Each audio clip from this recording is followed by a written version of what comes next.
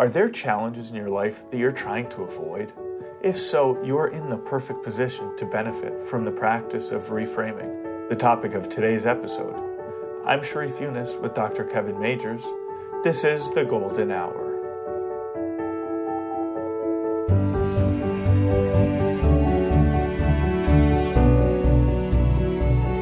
If you want the full picture of OptimalWork, check out our masterclass on OptimalWork.com. Transform your work and life in 30 days.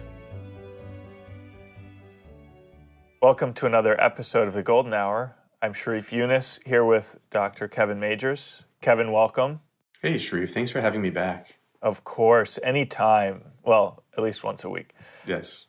I wanted to start just by asking you, what do you think is the kind of essential skill for people to really understand optimal work? That's a great question. It's a big question. Because it could seem like, I guess, like there are a lot of things that go into that.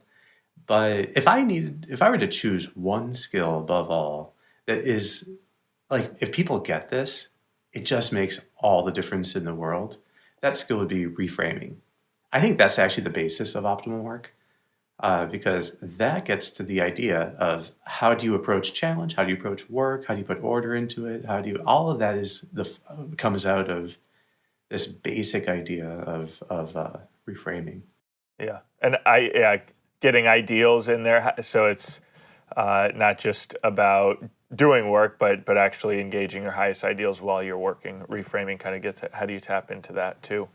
Also, in my experience of telling other people about optimal work and explaining things, oftentimes reframing is an idea that they kind of latch on to, that they remember really well. I think it's like if people get this idea, a light bulb goes off. And in fact, in an fMRI machine, when you reframe, it looks like a light bulb going off in your ventromedial prefrontal cortex. So that there's a part of us that it lights up like a whole new way of seeing things and way of thinking. For it to have that effect, I guess it has like you get more bang for it if the person actually was in a state of dread or complaining or regretting something. So if the more negative the state the person's in a way, the more liberating reframing is. But sometimes people they cry when they reframe. Like, whoa, they didn't realize that there was another way of viewing the same situation, not changing anything about it, but flipping their view of it. And suddenly it felt like a totally new thing. And it's really cool when you get to work with people and see that happen. So maybe we could start by just looking into where did reframing come from in kind of the field of psychology, and how did it get incorporated into OptimalWork's model? Yeah, I think one in my own personal history, I at one point came across this line that I'll paraphrase and say, "Don't say that person annoys me. Think that person makes me better." So like this, and having read that when I was very young, it's like, wow, there's different ways of viewing the same thing. And in fact, I think when people annoy us is one of the perfect things to be reframing, because you can see that actually can bring out the best in you, and it gives you all this stuff to think like, if my interactions with the person brought out my patience or being understanding and so on. Anyway, so for me, that was personally where I discovered this flip. I got really excited when doing my initial training, especially with the Beck Institute, helping people through anxiety and how to deal with anxiety. At some point, it came to me like, wow, once they get to the point where they can say, bring it on, everything changes. And I was thinking and I remember for my first patients drawing these curves of how anxiety goes up and up and up. But the more you are okay with that and say, great, this is the training I need, it very quickly then comes down and is less next time and less next time and less the next time. So I think that the idea of welcoming what is painful is at the core of exposure therapy. That's a big part of behavioral therapy. But it's also at the core of cognitive therapy. Because when you're working with people, some people might have a sense of let's say they keep having this thought, everybody at my office, thinks I'm a failure. And so they're kind of getting anxious and depressed at work. And they keep having this thought, everyone thinks I'm a failure. Well, traditional cognitive therapy would go through and would be asking, what evidence do you have that that's true? And then what evidence do you have it's not true? And how do you come up with a more balanced alternate thought? But eventually, when you're actually doing that cognitive therapy with people, that whenever these negative thoughts come up, they eventually have this idea, okay, I could practice that thought. I could get good at having that, which is actually reframing the thought as practice. And they didn't even need to start coming up with all the evidence and come up with some balanced alternate thought. They just thought, you know what, if when this thought comes up, I can just accept it and move on, or even think, how can it bring out the best in me? So in fact, cognitive therapy itself, when you're really practicing with people, kind of leads into this. And so you just start once you work through some of these thoughts, you just take all of them less seriously. And so anyway, that's another perhaps long, but is explanation of, where in psychology does all this come from? Yeah, that's great. So then it seems like early on in your career, you understood that this was a concept that would apply for anxiety. When did you see it as important for work specifically? The more I was working with people on the steps of doing an exposure, so if someone's going to go on the balcony and get over it as quickly as possible, well, the more they are welcoming it and wanting their anxiety to go up and say, bring it on, the more the better, the faster I knew the exposure would go. And the more mindful they were of that anxiety, the faster the exposure goes. And the more thorough it is, and the better the next time. And the more they lean into the challenge and challenge themselves actively while they're on the balcony. So having done just tons of exposure therapy with people for a decade, I got a lot of experience of what does it take to make it better. But even then, when you're facing something like the work I would do with patients, if I was somehow dreading something, I think, wait a second, this is just, I need to then flip my view of it, and change my expectations. And that's really reframing. And welcome what seems difficult and lean into it. And I started to realize, even in my own work, that reframing and mindfulness and challenge, which are the steps of exposure therapy, as I had kind of learned how to, to tune it up to make it really effective, well, that's exactly what leads you to thrive in any challenge. And that is just a natural step to be seeing, wait a second, this is exactly what it takes to thrive in work. And in my mentoring program with guys, the more I taught them this, the more the experience was that this just leads right to flow, which is a lot like what happens when exposure therapy is going super well. People love it, and it's a very intense but enjoyable state. And work can be like that too. And the more you have that sense, so it all happened very organically, but to see, wow, these are actually, and as you get into the neuroscience of it, all the steps that happen when you reframe of how you're kind of stabilizing how your higher cortex is relating to the lower cortex and guiding it. And then mindfulness, how your present attention is stabilizing, where your mind is, so it doesn't keep going into the past or the future. And all these things you can see, wow, these are all the elements that go into getting the mind ready for flow. So it all happens step by step. You can see with reframing, mindfulness, and embracing a challenge, you actually go right into flow. That's great. And so maybe the next thing we can do is I'll just give you some rapid fire examples, and you can give me what you think is the best reframe for that. Oh, great. How do you feel about that? It's fun. Great. Did you reframe it, or did you? I guess I didn't need to. I was looking forward to it. Yeah. Okay, so you don't always need to reframe necessarily. I think it's only when you get real negative, then you're like, oh, okay, how do I flip it? Mm-hmm. Okay, so if I'm working in the afternoon and I start getting really bad headaches, and I'm want to start complaining about how bad it is, and I want to stop working. Mm-hmm. Okay. Well, on the one hand, there's like a skill of being able to get into flow even when you have a headache or some discomfort. So it could be a chance to practice that kind of skill. Okay, so I think that would be one way of doing it. You could think of, in general, in my life, do I tend to wilt in the face of pain or discomfort? Would it be better that I develop a kind of fortitude in the face of it? Well, if so, this actually gives me a chance to practice fortitude that will make me better in all these other areas. So you could aim for the ideal of fortitude, right? And work on that. You could also think of, if maybe like, for instance, the work I'm doing would be with patients. And if I were having a headache when I'm dealing with patients, it still, is a chance, provided it's not like a medically serious headache, but just like a tension type headache, that it's actually for me to try to give my best to the people that I'm trying to care for when I'm personally in pain is a wonderful kind of way of practicing generosity and building my bond with my patients.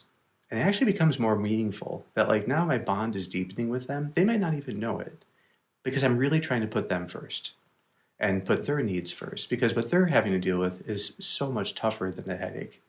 So it's good that I do that. And that would be like the most meaningful way. Okay, awesome. Convince me. Rapid fire. Sorry. That's okay. But Whatever time you need to answer it. What's the next one? The second is if a student taking a test and they kind of open it up, start scanning through the problems and realize they don't know the answer to like half of them. So they're starting to freak out. Okay. So I think that being able to recover yourself on a test after freaking out lets you do better on tests in general. So even as they're freaking out, they say, okay, well, this is going to happen from time to time when I'm taking tests. It's good that I learn how to practice it.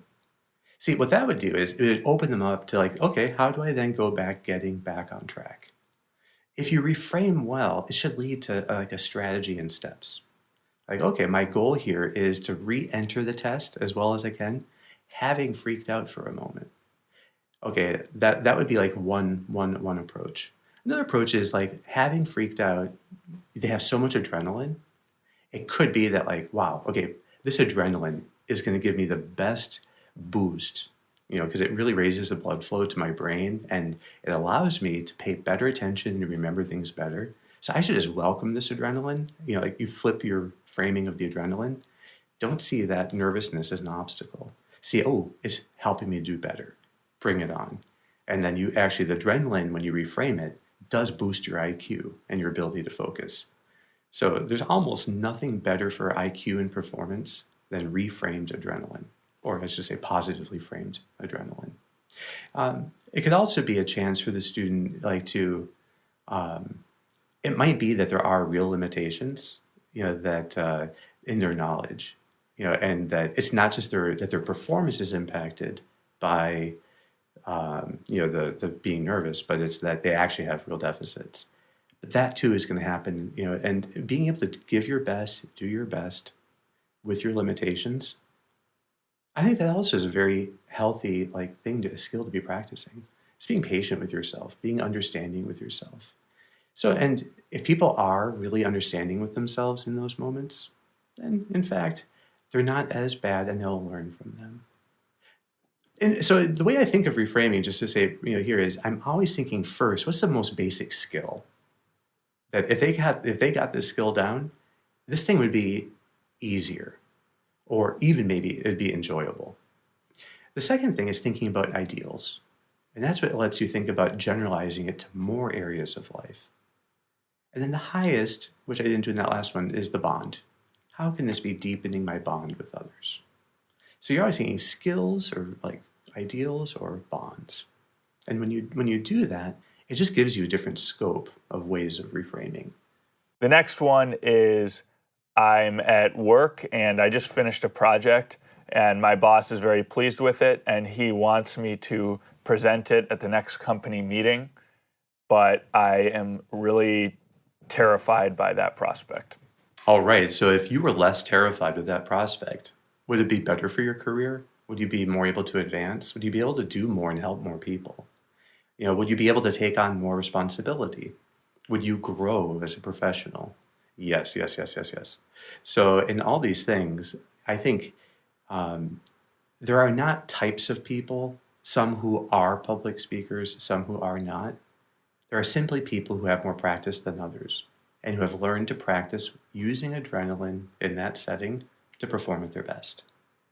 The more people understand that, the more they see that, okay, even if this one were to go terribly, you'd at least get over your fear of it going terribly. Or you'd learn how, even in the midst of feeling like it's not going well, to really pull the best out of it.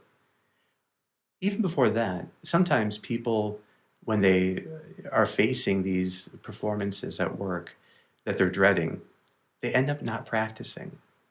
So then they think, okay, what if I really practice well and I try to get it, my presentation down and make it as smooth as possible? Well, then certainly I'll be more able to handle whatever questions might come up in the midst of it and so on. So it could be a chance for the person to, to practice practicing, the presentations, or to practice every time he is dreading this presentation, in that moment, reframe it and flip it. So this could actually give him a chance to practice reframing itself. Every time you catch dread, flip it so that now you're okay and you're back to welcoming it. You can know that you've reframed something, and so every time the dread comes up, it's like your brain asking for just another bit of practice so that now you can reframe it again. And if you do that more and more, as much as your brain needs it, which is every time the dread comes to mind, flip it. And gradually becomes second nature just to be flipping these things. And then you start welcoming them. Awesome. I just got into an argument with my friend about some crucial issue, and I think that, they stormed out and the friendship, it seems like it's going to be over. So it might be that, this is a good opportunity for the person to really develop better skills in discussing sensitive issues. And also making up for it afterwards. Like, how do you repair things if a conversation didn't go well? But they could probably say that if they were really good at doing that, in general, all of their relationships would thrive. So you try to get people to the point where they can say, what about this could I have done better? And then just look and see, probably my life would be better in a lot of ways if I could do that. I think being able to, ideals would be, being able to be humble and saying you're sorry, or making up for it, being understanding, being patient, being compassionate. So there are all these things that you could aim for that would make it better. And in general, thinking, how do I really, maybe I had prioritized winning an argument over really serving this friend and deepening the bond, by having a great talk and conversation together on an important topic. So then it's a chance to see, okay, how in the future can I really prioritize my friendship, even in the midst of these types of, it could be like a political or religious or some kind of discussion that could get where differences could hurt people. Okay, well, even then, okay, I want to be able to prioritize the friendship and the bond in that case. So I think you're still thinking about skills and virtues and bonds, and then these different but maybe the secret is you just need to find one of them that works for you. And it might just be thinking of a skill. You don't always have to reframe it in the highest way possible, which is how could this make me a more loving person, more willing to serve others, be generous, and so on. Those are all that's very high reframe. But just thinking, you know what, I need to get better at making up with friends after we have tough talks. Okay, I'm going to then practice a strategy. I'm going to send a text and then see if we can meet again, and then see how to put things back together. And if you could just treat it as a skill, sometimes it's easier. See, there's a million billion skills you can grow in. There's a relatively small number of ideals to grow in, and then bonds are basically very few. Real bonds are much actually fewer. So it's but skills, because there's so many different ways, it's what if I were really good at X, this kind of situation would be easy to handle. Okay, so what is X? And you just solve for X. That makes a lot of sense. So Kevin, I have one final question for you about reframing for today. So the question is, how do we actually use reframing in situations that we face? And the motivation for this question is imagine a situation where, say, I'm at a company meeting and my boss tells a very insulting kind of joke about me personally. Uh, Now, one kind of thing is like, okay, taking what you said, maybe I'll reframe that. Okay, this is a good opportunity for me to grow in humility. Okay, but at some level so I'll just like take it. But that doesn't seem like necessarily the right thing to do. Maybe the right thing to do is I have to grow in courage to actually confront my boss in this very public venue to kind of stand up for myself or my reputation or whatever it is. So does reframing suggest that we should always just kind of like put up with whatever difficulties the external world offers us? Or, I mean, yeah, I actually can't really formulate like a specific question, but hopefully you know what I'm driving at. Yeah, I think I know where you're going with that. And because people sometimes have the idea that if they're practicing reframing, then, like they're going to give up all their rights, right? And they're going to let people walk over them. And reframing is ultimately about how can this bring out the best in me? And I would doubt that is usually means like rolling over and giving up your rights and having no courage and these things.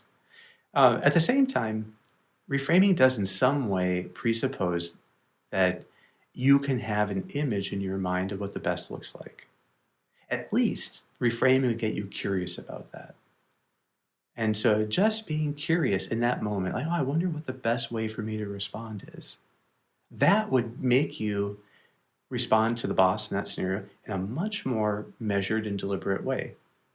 If you were trying to bring in a sense of curiosity about, okay, like let me see if I can understand him correctly or understand the situation well, reframing keeps you deliberate. So even if it's not clear, like, oh, I'm going to like grab this ideal and okay, humility, go for it, or courage, go for it. You can still just be thinking, stay curious about what the best way to respond is until it becomes clearer to you. That would already be then the best way to practice reframing. See, reframing is like when we deliberately discover how some perceived threat is actually an opportunity to grow. So with real quick surprise events, it can be hard to do it on the spot if you don't first just try to pause and be curious about it and accept what you're feeling and then stay engaged. And then you give yourself a little bit of time. You have to buy a little bit of time before you can get an image in your mind, even if you can't put into words, of what would a good response to this look like. Awesome. Yeah, and I think that that's a great answer, and it really also casts light on this other thing, which I was thinking about, was that it's so you reframe by taking something that you perceive as a threat and seeing how it's an opportunity. But this points to the need to really be a person with high ideals, because if your kind of biggest goal in life is to make a ton of money, then there are going to be situations that with that kind of goal in mind, you just can't reframe. Like if you lose a big business deal, then how are you going to reframe that if the only thing you care about is making money? But if your goal is to, like you said, like act in the best way possible, kind of be the best person that I can be, then with that in mind, you can actually reframe any situation. Exactly. So I think reframing is key from that perspective too. Yeah, this goes to the idea, and I've said before, but Aristotle says that to act well in any situation, you need an image of the noble, or the Kalan, in your mind that then you use as the pattern for acting. And you don't need to reason through everything. And he said it's not that you would need at that moment to think through what's the golden mean here, what's the vice of excess and vice of defect, and then come up with an analysis. No, he said you just need an image in your mind of a good way to respond. So in many circumstances, you could actually just have the idea of a role model. So having high ideals and having role models, what that means is that in any moment, you just call their image to mind and think how they would respond. And then that's the pattern. So but I think that exactly, it doesn't have to be a worked out word or like a science. It's more an image that you can then embrace. That's great. I think that's a great note to end on because we are out of time, Kevin. So I don't know if you have any final thoughts. No, only to say that we didn't talk much here about complaining, but complaining for me is the gold mine. Because every time we're thinking of complaining about something, it just means that we haven't yet seen how it is exactly the opportunity that we need.